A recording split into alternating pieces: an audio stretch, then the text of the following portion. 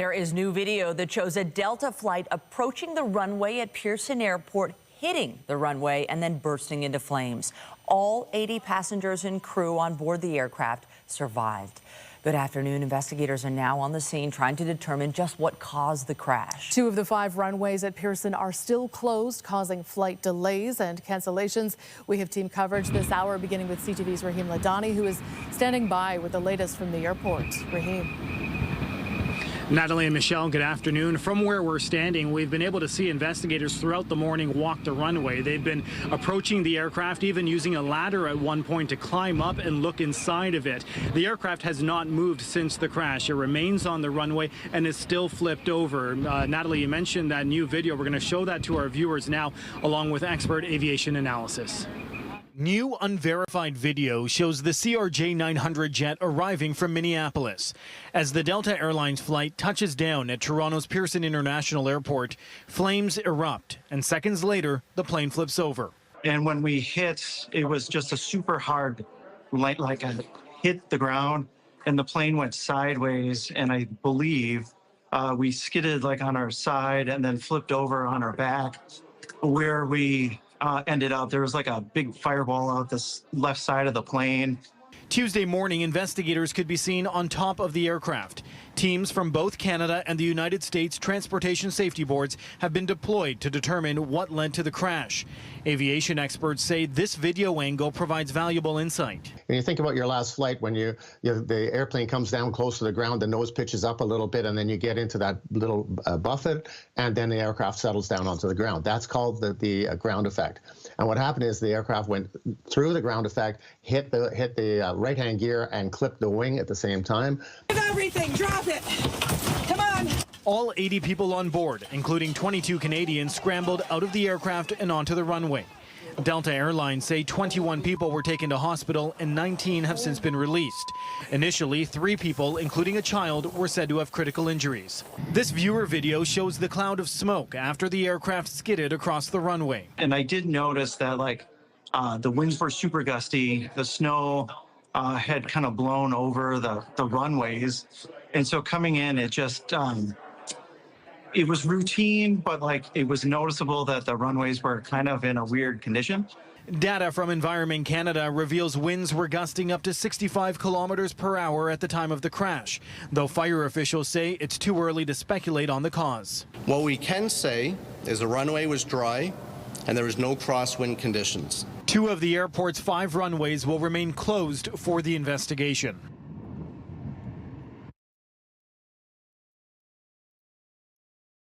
Recorder, because experts say that is actually going to describe step by step the landing procedure. However, at this time it's unclear if that's going to be released to the public, and if so, when. Reporting live, I'm Rahim Ladani. Michelle, I'll send it back to you. Thank you, Rahim, and we are awaiting an update from officials momentarily. In the meantime, you can see in this video from our CTV News chopper, the wings of the aircraft were sheared off in this crash, and 2 runways, we'll say this again, will remain closed while this investigation continues. And by the way, this is at a time when the weather has caused big backlogs at Pearson Airport. Not a fun time for air travel.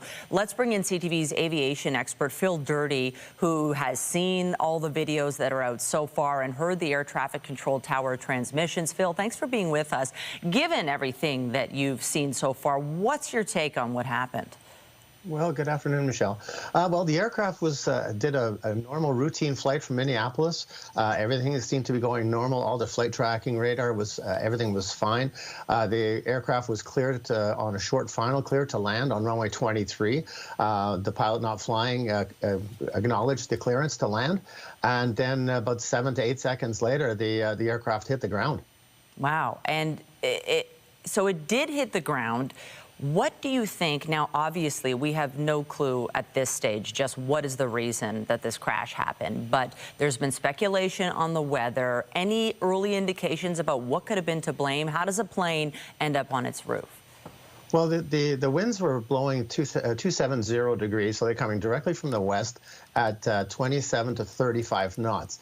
Now, the aircraft is certified to do crosswind landings up to 27 knots at 90 degrees. So with there only being a 30-degree differential between the runway heading and the wind heading, it wasn't that much of an issue. So the pilots are well trained to do landings like this, and I just don't know what happened, if there was wind shear or what exactly happened at that last second. Now, it's hard to ignore that there have been several plane crashes so far this year, deadly ones. Fortunately, in this case, everyone got out with their lives. It's pretty incredible, especially when you see that there was fire involved in this. When you're talking about jet fuel in a crash, you could think that there could have been an explosion. What do you make of the fact that there aren't any deaths in this situation, that everybody was able to get out? Well, it's a miracle. It really is.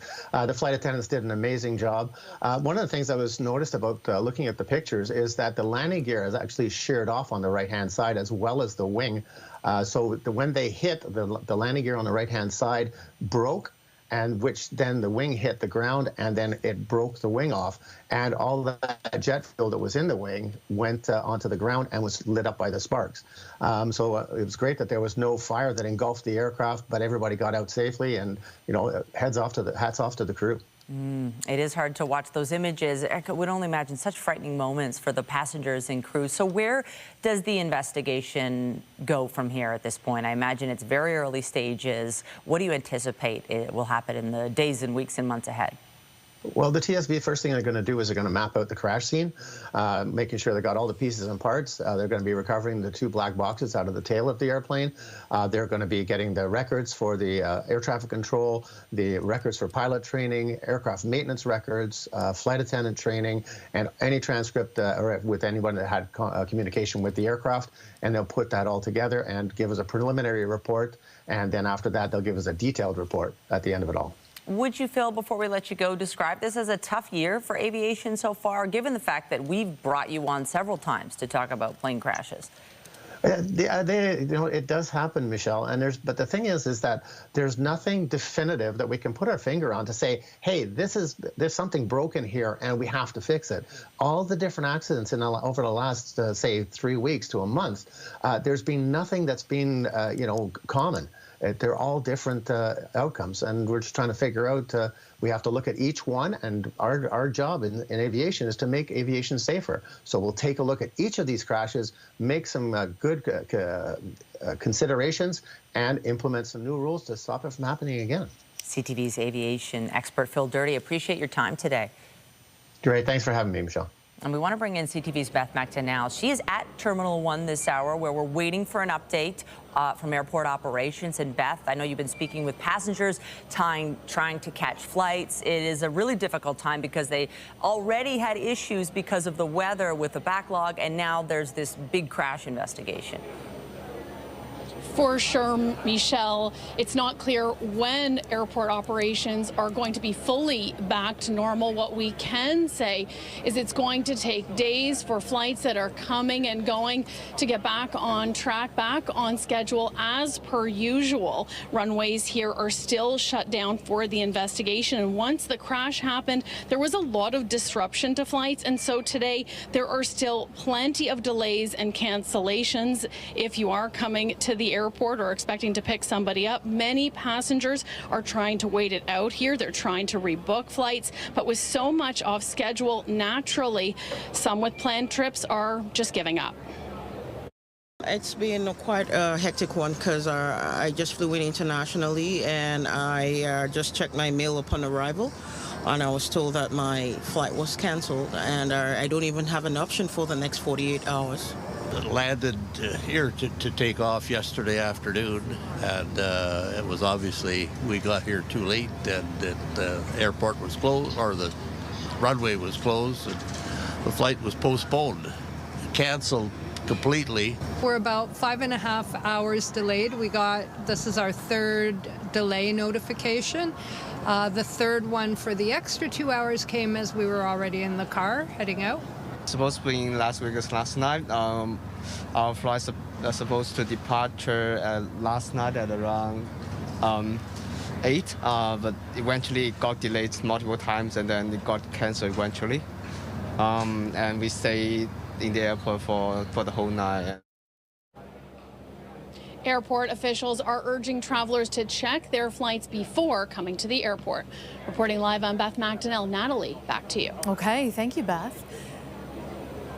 More news in a moment, but first, here's a live look at the city this afternoon. A few flurries out there right now, just a few flakes, but still it is more snow. Lindsay Morrison is here with a look at the current conditions. Lindsay, a lot of people wondering just how much more snow can we possibly get? It's a good question, Natalie, and depending on which portion of Toronto you're joining us from right now, you too might be getting snow falling at this hour. Look at this snow squall extending all the way from Lake Huron to downtown Toronto. If you're joining us from, say, Bolton, Woodbridge, North York and East York, you're getting some flurry activity right now. In fact, so much so that Environment Canada has a winter weather travel advisory in effect for the city, warning of additional 5 centimeters of snow today, along with blowing snow and reduced visibility on the roads. There are also still snow squall warnings that you see there in orange and blowing snow advisories in place too.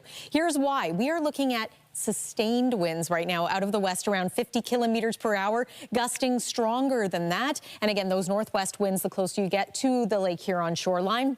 In addition to that ushering in more snow, those winds, it's also cooling us right down. It is currently -8 degrees in Toronto, but it feels like -19. And we're not going to warm up all that much this afternoon. A mostly cloudy day with, again, the lake effect snow. The winds will settle down a little bit later on. We're going to take you through your forecast for the week ahead. For now, though, Natalie, back to you. Okay, thank you, Lindsay. And we have breaking news this noon hour. A pedestrian has been struck in Oshawa. Emergency crews are on the scene on Harmony Road North. We are told the victim was struck by a vehicle about an hour ago and has been taken to a Toronto trauma center in serious condition. Investigators say the driver remained on scene. Police have closed Harmony Road North between Rosslyn Road East and Story Avenue. They are urging motorists to avoid the area and use alternate routes. Well, it's going to be a long, cold cleanup here in Toronto after heavy snow in the past week. Several doses. The temperatures have dipped well below freezing, making all those piles of snow as hard as rock. Our Allison Hurst is following the cleanup efforts, and she joins us live with the latest. A lot of work ahead, Allison. Absolutely. I mean, I'm sure you can see the piles of snow here behind me. And this is just in one parking lot at Danforth and Victoria Park. So lots of work ahead. And as you might be able to tell, it has started snowing again. Now, there are still lots of vehicles that are stuck underneath piles right across the east side of the city. Snow mixed with ice has certainly made it hard to clear. And city staff say clearing roads and sidewalks will likely take longer due to the volume of snow. But cleanup efforts continue. City crews are out digging what they call cutouts for garbage collection, while those are actually picking up and getting the trash are working in challenging conditions. City officials ask residents to place bins away from snowbanks and clear snow from around the bins to ensure they are accessible from the road. So we're just clearing out paths so they can bring the bins through. So yeah. Big job. We have a few cutouts to do. So yeah, it'll keep us busy. Yeah, keep us warm out here. So. Yeah, it's much slower. It's like, as you can see, we got to go over the snowbanks, bring the bins over, usually just roll them in, and 5 seconds we're done. Now it takes forever, and I can't go in between each car either, so it is what it is. Winter in Canada, right? In the last couple of days, we have seen a number of those dump trucks filled with snow, carting them away and taking them to those dump sites around the city. So that cleanup effort is underway, but city officials say it will take up to 3 weeks. Reporting live, I'm Allison Hurst. Natalie, back to you. Okay, thank you, Allison. Next to the campaign trail, the 4 provincial party leaders hoping to be the next Premier of Ontario faced off in their final debate last night. And as CTV's Rita Allman tells us, healthcare and affordability were the hot topics. Doug Ford found himself on the defensive throughout much of the debate. Healthcare, one of the top election issues, the PC leader fending off attacks about long wait times, rural hospital closures, and millions of Ontarians without a family doctor. We have a crisis in our province right now. He can talk about how much he's spent on healthcare, but the reality is, talk to any Ontarian about the state of our healthcare crisis right now. It's terrible. I'd like you to look into the camera, and I'd like you to tell the people at home who lost loved ones while they were on the wait list what you did over the past 7 years to fix our healthcare system. When it comes to cost of living, NDP Mart Stiles is promising Ontarians a grocery rebate. We've got to stop the price gouging by these grocery giants. And under Doug Ford and the Conservatives, we have seen again and again that they favor those big companies over regular people. Ford telling voters his is the only government that hasn't raised taxes. All you three believe in is simple. Just tax the people to death. Tax companies to death. We saw what you did. Listen, it's my opportunity to get in. 7 years ago. No, I think it's my opportunity. I walked into a bankrupt province because you lost 300,000 jobs. You tax businesses, you tax people. Liberal leader Bonnie Crombie and Green leader Mike Schreiner promising tax cuts. Doug, you promised 7 years ago that you would cut our taxes. I'll tell you what I've done. You didn't get it done, Doug. You didn't cut our taxes. I am the only leader on this platform today that is committed to cutting taxes. I've committed to cutting taxes. I've committed to cutting taxes on low and middle income families. Green Party leader Mike Schreiner went after Ford on his plan to put a luxury spa at Ontario Place subsidized by taxpayers. When our kids are learning in overcrowded classrooms, people can't afford homes, rural hospitals are closing, people can't find a doctor, and you're wasting $2.2 billion on this mega spa in downtown Toronto. Voters go to the polls on February 27th. Zoraida Allman, CTV News, Toronto. The U.S. and Russia say they have agreed to continue efforts to end the war in Ukraine after holding talks in Riyadh today. The 4.5-hour meeting was the first time officials from both countries sat down together to discuss ways to halt the war. The Americans said the conflict must come to a permanent end, and that would involve negotiations over territory. Ukrainian President Volodymyr Zelensky has reportedly postponed a visit to Saudi Arabia tomorrow, saying he doesn't want to give legitimacy to today's meeting. We're learning today Blue Jays slugger Vladimir Guerrero Jr. is not going to extend his contract with the Jays. That means he is headed for free agency after the end of upcoming baseball season. Negotiations on a long-term extension with the Blue Jays hit a snag ahead of a deadline set by the All-Star first baseman. There were last-ditch efforts at securing a deal over the weekend, but it failed to materialize. The 26-year-old All-Star says he loves the Blue Jays and Toronto and wants to spend the rest of his career with the team. For more on this story, we are joined by TSN's Matt Cause. Matt, thank you for joining us. What is your take on this situation? My take is that whatever the last-ditch effort was by the Blue Jays to get a deal done, I don't know how much effort they really put into it, because Vladimir said we're still miles apart, maybe even as much as $100 million apart. But even more concerning, and by the way, Vlad does want to be in Toronto. He loves this city. He obviously has ties here because of his father. But he also said now the Jays are with 29 other teams in terms of opportunity to sign him after this year. And we know teams like the Mets or the Cubs or the Yankees, there's going to be a lot of teams that would outspend the Blue Jays to try and woo Vladimir to their roster. Well, and that's my next question. How can the Jays possibly compete when it comes to putting up enough money to compete with other franchises? Yeah, they can't if a team like, say, the Mets get involved, who've shown they will overspend on just about anyone. The real issue here is if you want to keep Vlad, the Blue Jays are going to have to win. They're going to have to prove to Vlad that this is a winning organization, that he can win a World Series in Toronto. The team won 74 games last year. You can easily project them being the fourth worst team in the American League East. So this is sort of a two-front war right now for Rogers. How do we convince Vlad to sign him with money? And how do we convince him that this team can be competitive at a high-end level for the next 3 to 5 to almost a decade? So in terms of timeline here, when can the other teams be able to court him? They can court him the moment the regular season comes to an end. So, late October, early November of 2025. The other deadline to keep an eye on is the MLB trade deadline in the summer.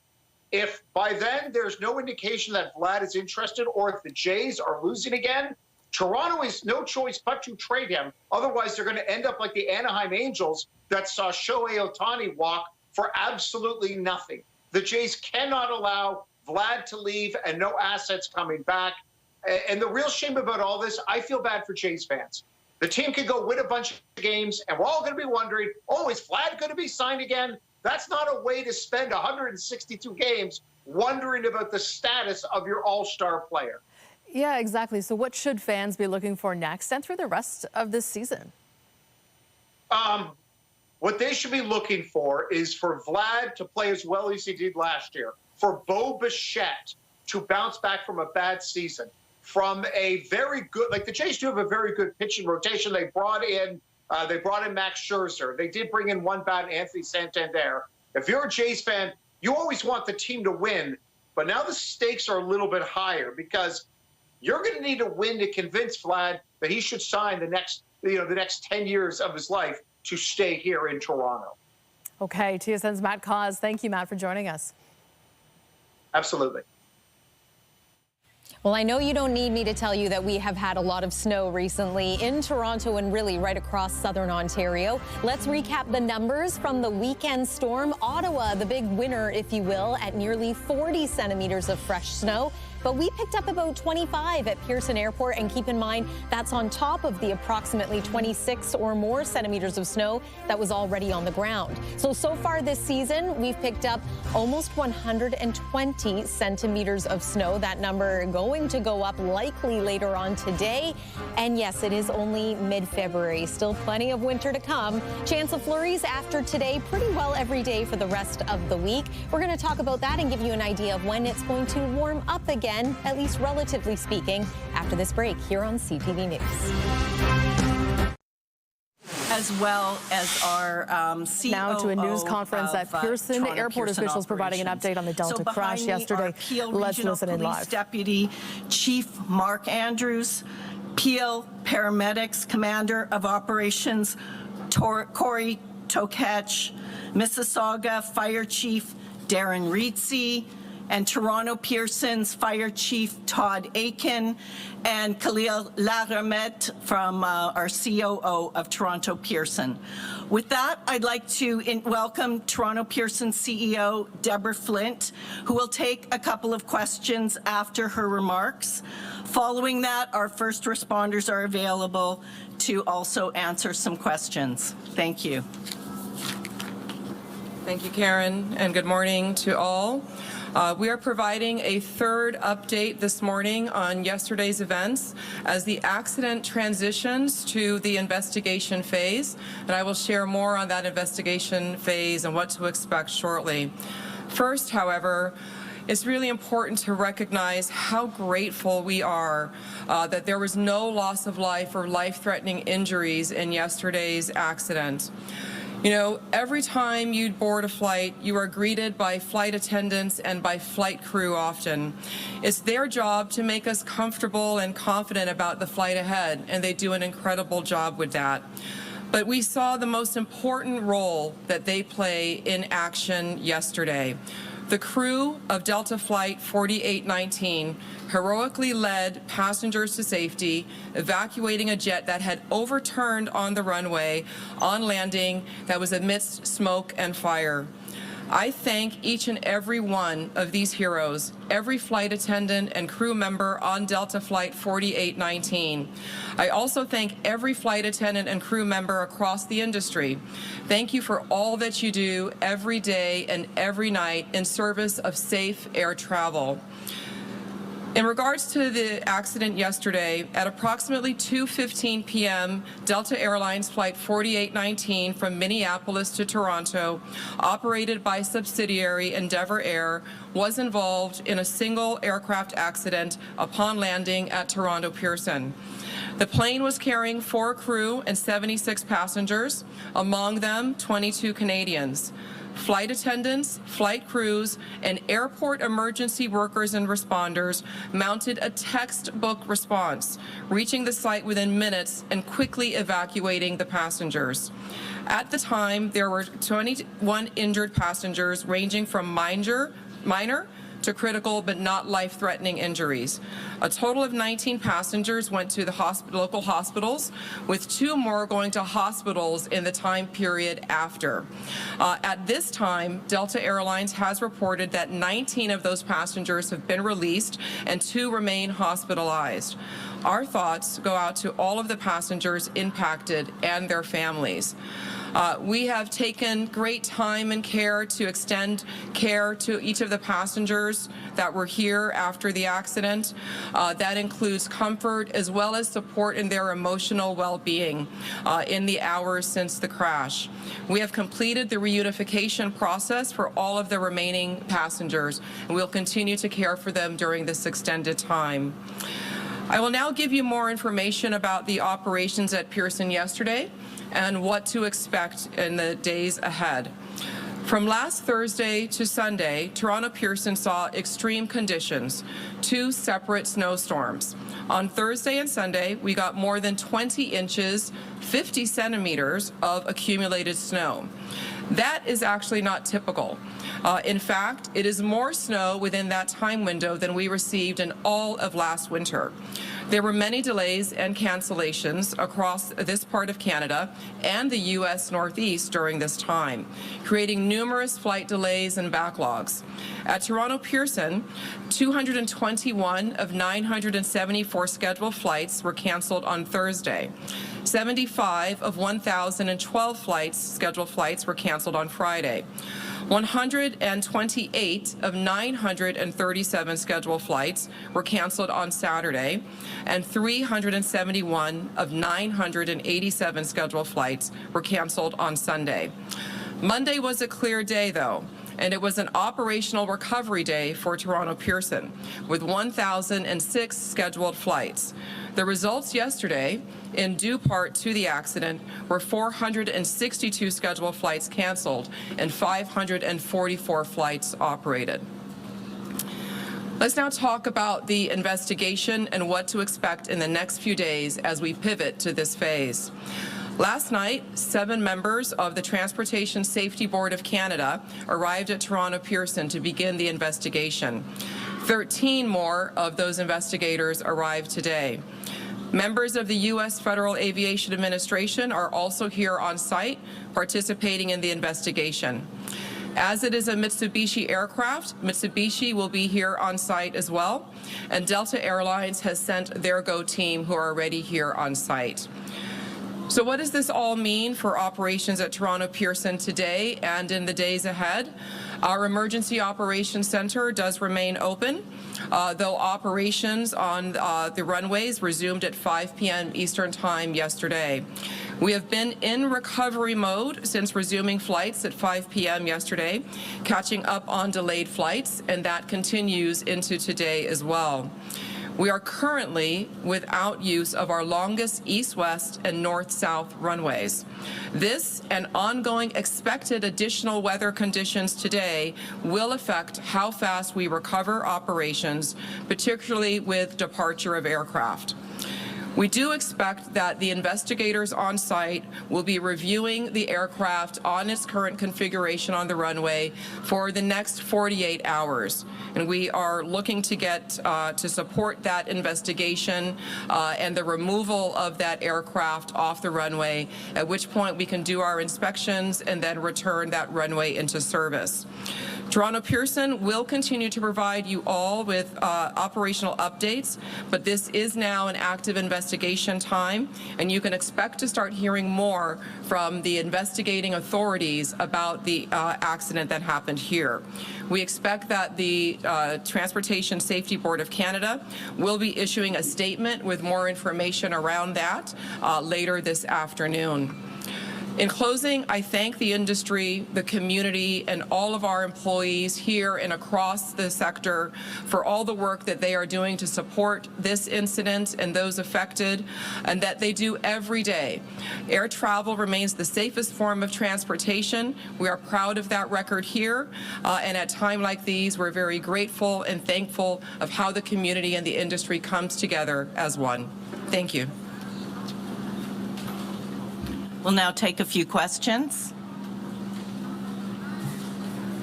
folks maybe can come up to the mics if possible, or if there's a mic in the audience. Okay. Sure. Hi there. Alex Capriello with News Nation.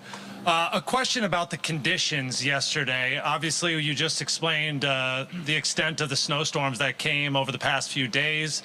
Wondering if there's been any developments or any comment about what exactly it was like on the runway in terms of iciness or wind gusts.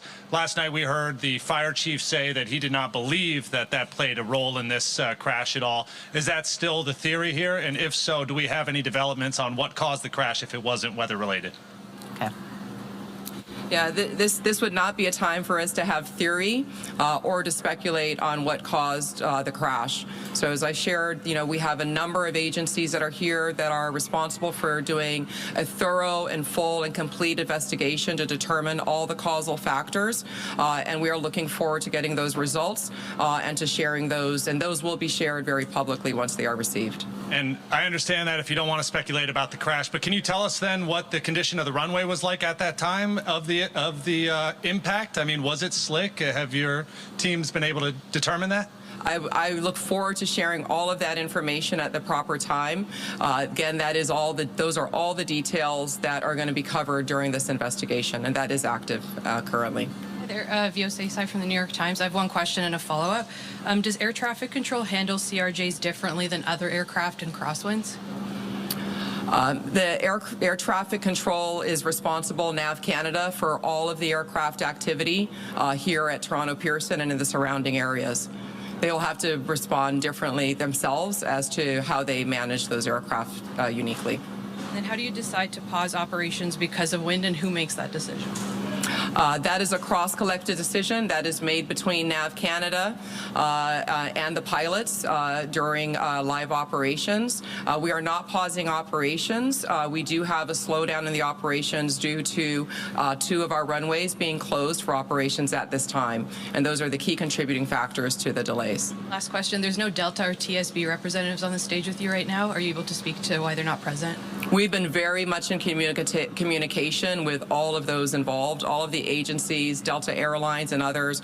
We've all had quite extensive communication. They've been in our EOC, our Emergency Operations Center. So the system and the response to the accident is working as planned and going quite well with our partners. John Worrell with the Associated Press. 2 questions. One is the 2 people who remain in the hospital. Any timeline on how long they may remain? I do not have that information. Do you know what condition they're in? What we do know is that, again, 19 of those that were hospitalized are no longer hospitalized. The 2 that remain, none face life-threatening injuries from what we've been briefed and what Delta Airlines has released as well. And just finally, Deborah, given what we saw from all the videos that are on social media, and I'm sure what you've seen internally, how is it more remarkable that everyone was able to survive this incident?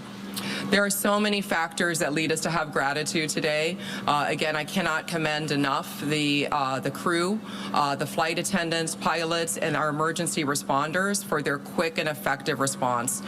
It's really incredible. And when you see that aircraft, it just makes you really thankful for all the safety checks that go into running this one of the world's safest air transportation systems. Okay, we'll take questions now from the first responders, please. Good morning, Momin Qureshi from 680 News Radio. My question really is, last check, the wreckage was still out there on the runway. I just wanted to know if we know how long that will be out there and what kind of impact that's having on service here at the airport. Yeah, so as I shared, yes, that the remains of the aircraft will remain on the runway while the investigators are performing their reviews. We expect that could be about 48 hours.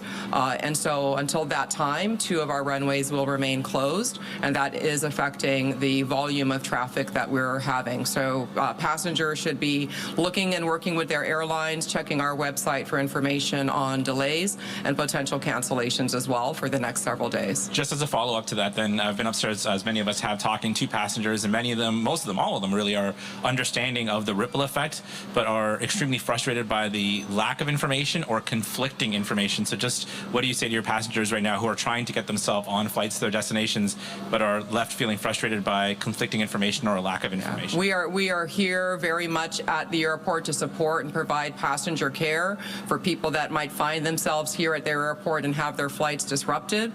So we'll continue to provide that customer care for them. But in the interim, please do check with your airlines, check your website, and check your apps for your most updated flight information.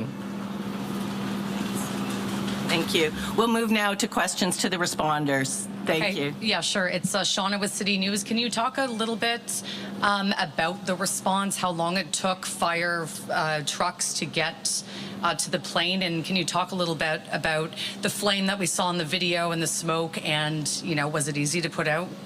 And just really take us through the response. All right, Todd. Yeah, thank you for the question.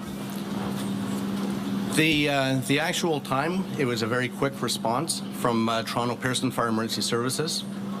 Upon arrival, the crew did witness spot fires. They were able to quickly knock down the spot fires using the aircraft rescue firefighting apparatus. Once the fires were knocked down, the crews did make entry and perform primary search and rescue. The passengers were all evacuated, and then they were taken to a secondary location at Station 2 for triage with our mutual aid partners. Okay. Just a quick follow-up. Can you describe what it was like? Because we've seen videos of the passengers hanging upside down in their seatbelts. Can you maybe just describe what it was like to get these people, you know, hanging, cut down, and out of the plane?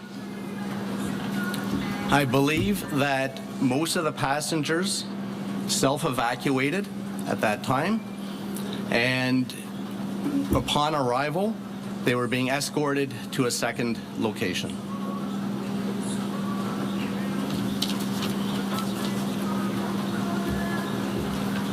Hello, Nate Foy, Fox News. I'm just seeking some clarity from a first responder's perspective on the elements and how they played a role in your efforts yesterday. I know a lot of people are hoping for some clarity on what the fire chief said, and it sounds like you guys won't give us that, but can you tell me what it was like out there on the runway as you were doing your job? Was the runway dry, and the wind gust, how did it impact you? Okay, we were listening live to an update from airport officials on the crash landing of Delta Flight 4819 yesterday. Officials praising the crew members for leading passengers to safety, calling it a textbook response to evacuate the plane, noting that there were some extreme weather conditions in the days leading up to the crash, but saying this is not the time to speculate on exactly what caused the incident yesterday. A lot of questions, people wondering just what happened. That's not something we're going to know at this point, but we do know that 19 passengers who are in hospital have been released. 2 remain hospitalized, and fortunately, based on what they're saying, they are going to be okay. Their injuries are non-life-threatening. Now, they're going to leave the plane on the runway upside down like that for the next 48 hours as they investigate. They've got crews from the Transportation Safety Board of Canada who arrived yesterday and today. The investigation process is starting, but what that means is those delays at Pearson Airport are going to continue with 2 runways that will be closed based on what they're saying for the next 48 hours. So the investigation very much active at this time. We are going to leave it here. We'll continue to monitor the news conference, and we'll have more when we return. Well, weather has been a huge story since last week, Thursday. We had the first of, 2 storms, and it's really been tricky to get around. There's mounds of snow, and no doubt the weather is going to play into the investigation into that plane crash at Pearson Airport yesterday. I was on the roads north of the city around the time of that crash, and the snow squalls and the wind, it was really intense. It made for treacherous driving, and we're not in the clear just yet today. Yeah, and what we're seeing outside right now is a lot of blowing snow as the winds get gusty, right, Linz? And I just want to remind people that blowing snow isn't actually snow falling from the sky. It's the winds, the strong winds, picking up the fresh snow that's on the ground, blowing it around, reducing visibility. We have that today. We also still have lake effect snow, though, and snow squalls impacting some areas. So a little bit of everything. This weather pattern continues here. Weather is brought to you by the Presler Law Firm Injury Lawyers. You don't pay unless they win. And that's not all. We're also dealing with some very cold air and will be for the next little little bit here. Some relief as we make our way into next weekend. We'll see temperatures return to more seasonal values, which is around -1, -2 degrees, but not right now. It is -8 degrees currently in Toronto. It feels closer to -20. Those winds today coming out of the west and the northwest contributing to just how cold it feels out there. If we're lucky, we'll make it to a high of around -7, -6 degrees, feeling like -13 at the warmest point in the day. Just want to show you the almanac. So again, normal temperature or seasonal average at this point in February is around -1 degree. Yesterday, we stayed at about -7, so that was the first day of this cold stretch that we're now experiencing. Tonight, we're going to drop somewhere close to about -15 degrees when it comes to the core temperature, but again, feeling into the -20s in many areas. The warm-up isn't really going to come, and it's all relative. The warm-up, it's going to come later on in this work and school week and into the weekend. Now let's talk about the snow. Once again, we are under a winter weather travel advisory in the city of Toronto. This is the blowing snow advisory, and we have snow squall warnings in place. Once again, for those more traditional snow belt areas, Bruce Peninsula, around Georgian Bay and Lake Huron. Here's that one squall line that's been extending all the way into the GTA, particularly Toronto and east. We could pick up a couple of additional centimeters of snow here, maybe up to 5 centimeters. So again, that's accumulating snow that we could see in addition to the blowing and drifting. Forecast radar, here's tomorrow, some improvement. We should be able to enjoy a mix of sun and cloud during the day on Wednesday. A little more cloud cover into Thursday, and you'll notice that the chance of flurries, it's set to continue really right throughout the next couple of days here. So too is the cold weather. So a high of about -6 degrees for your Wednesday, -7 on Thursday. It's about a 40% chance of flurries that day. Then we see some improvement as we make our way into Friday, just a chance of flurries, -2 for the high, and then over the weekend, finally, a little bit of a break. We've had back-to-back stormy weekends in the GTA. -2 degrees for your Saturday under cloudy skies. Just a chance of flurries for Sunday as well, and that high around -2. We might, -1 rather, we might climb to 2 degrees on the plus side through the early part of next week. So there is some light at the end of the tunnel, but yes, another cold, windy, snowy for some day today. That's the weather for now. Natalie, over to you. Thank you, Lindsay. Still to come on CTV News at noon, a key stock index in the U.S. is approaching record high territory. The details coming up in business.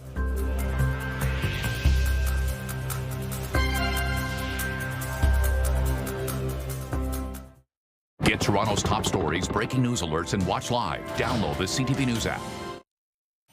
U.S. stocks flirted with record highs this morning as investors around the world prove happy to take on risks. Andrew Bell of BNN Bloomberg brings us the latest in business. Hello there. Here are your business headlines. America's S&P 500 stock index traded above 6,118 this morning, near a record high. Toronto stocks were also higher.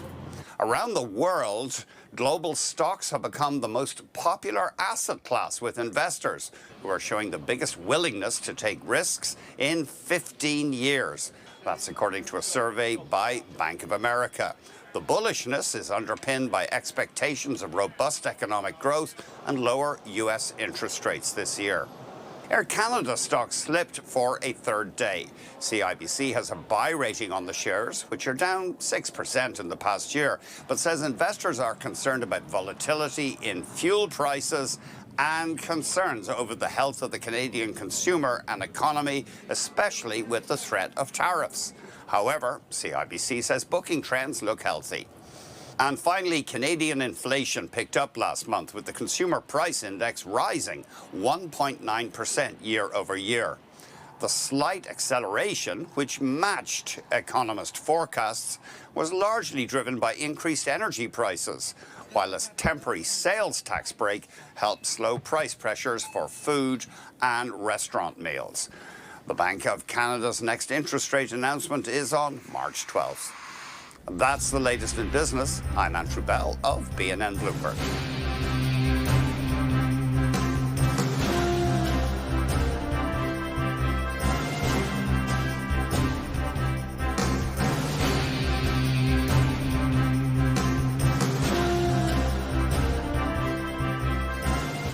You're looking at a live shot at Pearson Airport. We got an update this hour from officials about the Delta plane crash from Minneapolis to Toronto. It landed upside down yesterday in the afternoon at the airport. Officials praising the heroic efforts of crew, calling it a textbook response. They've managed to reunify those involved in the crash with others, and 19 of the people who were sent to hospital are out of hospital to remain. Officials saying they expect the upside-down plane to remain there on the runway for about 48 more hours, and that passengers can expect flight delays and even cancellations over the course of that time period as this investigation continues. They were not willing at this point to speculate on the cause of the crash, although they did acknowledge that weather had been a factor at the airport in the days leading up to the incident. And Lindsay, the weather continues to be a big story here in the city and across the region. It does. Travel not great on roadways again for today, and we're dealing with blowing snow. We talked about that. We're also seeing a rather classic example of a snow squall that extends from the north end of Lake Huron all the way to New York State. Here's what it looks like on the satellite and radar, and we are right in the path of it here in the city of Toronto. It's mainly the east end being impacted, as well as North York. Into the night tonight, we'll see the flurries taper off. It is going to be cold, though. -15 for the low, feeling into the -20s. Bit of a brighter day tomorrow with less in the way of snow for the kids heading off to school, but we're holding on to the chance of flurries most days this week. Temperatures gradually get a little bit warmer as we inch our way into the weekend, maybe even on the plus side of freezing by early next week. Natalie and Michelle. Thanks, Lindsay. And that is CTV's News at noon. Remember, you can get Toronto's breaking news all day long on CP24 and at our website, ctvnewstoronto.ca. For Lindsay Morrison and the whole team here, have a pleasant afternoon. I'm Michelle Dubé. I'm Natalie Johnson. Be sure to join us later for CTV News at 5 and 6 o'clock.